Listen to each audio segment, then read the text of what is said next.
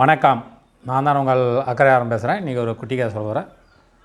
ஒரு ஊரில் ஒரு கணவன் மனைவி இளம் தம்பதிகள், அவங்க புதுசாக கல்யாணம் ஆனவங்க. அவங்க மாமியார் இருந்தாங்க, அந்த பையனுக்கு அம்மா இருந்தாங்க. ஜாயின்ட் ஃபேமிலி ஒன்றா தான் இருந்தாங்க அவங்க. ஒரு கணவர் வந்து வேலை செஞ்சார், ஆஃபீஸில் வேலை செய்கிறாரு. டெய்லி ஒரு காலையில் ஒரு 8 மணிக்கெலாம் வீட்டில் சாப்பிட்டுட்டு மதிய சாப்பாடு எடுத்துகிட்டு போயிடுவார். ஒரு நாள் காலையில் மனைவி வந்து அசந்து தூங்கிட்டாங்க.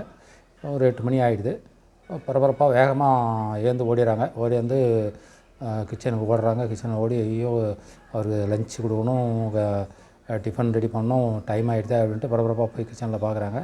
கிச்சனில் பார்த்தா அங்கே எல்லாம் சாப்பாடெலாம் ரெடியாக இருக்குது. அவங்க கணவர் இல்லை. உடனே அவங்க மாமியார் இருக்காங்க. மாமியாரை கேட்குறாங்க, எங்கள் அம்மான்னு தான் கூப்பிடுவாங்க, எங்கம்மா அவங்க மகன் எங்கம்மான்னு கேட்குறாரு.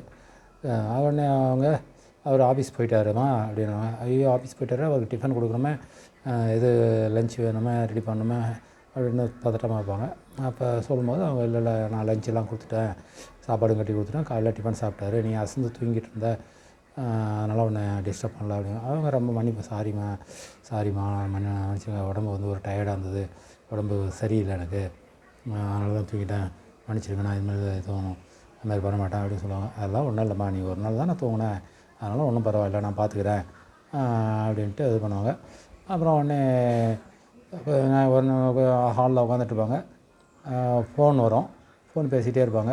ஃபோன் பேசிகிட்டு இருக்கும்போது திடீர்னு மழை வர மாதிரி இருக்கும். உடனே மாமியார் மேலே போயிட்டு அங்கே இருக்கிற துணியெல்லாம் எடுத்துகிட்டு வருவாங்க. இவங்க ஃபோன் பேசிகிட்டு இருக்கவங்க அந்த கவனக்குறையில் ஐயோ நம்மளாவே பேசிடுவாங்க. பேசிட்டு அப்போ அவங்க கவனிப்பாங்க, மழை வர மாதிரி இருக்குதுன்ட்டு இப்படி ஓடுவாங்க மாடிக்கு. அவங்க மாமியார் வந்து துணியெல்லாம் எடுத்துகிட்டு கீழே வருவாங்க. வந்து ஏன் அம்மா நீங்கள் எடுத்துகிட்டு வரீங்க, நீங்கள் ஏன் சிரமப்படுறீங்க, நான் எடுத்துகிட்டு வருவோம்ல அப்படின்னா, இல்லைம்மா நீ ஏதோ பேசிகிட்டு இருக்க, முக்கியமாக பேசிகிட்டு இருக்க, உடனே மழை வர மாதிரி இருந்தது, அதனால் நான் இதை எடுத்துகிட்டு வந்துட்டேன் அப்படின்னு சொல்லுவாங்க. ஸோ இதில் வந்து மாமியார் வந்து மருமகளை வந்து எதுவும் தொல்லை பண்ணாமல் அவங்களோட புரிஞ்சுக்கிட்டு வேலைகளை சரி சமமாக பங்கு போட்டு செய்வாங்க. ஒருத்தருக்கு ஒருத்தர் உதவியாக இருக்காங்க. அந்த நேரத்தில் கணவர் வருவார், சாயந்தரமாக வருவார். சாயந்தரம் வந்ததும் கணவர்கிட்ட சொல்லுவாங்க, பாருங்கள் அம்மா என்ன எந்த வேலையும் செய்ய விட மாட்டாங்க, அவங்களே எல்லாத்தையும் பார்க்குறாங்க அப்படின்வாங்க.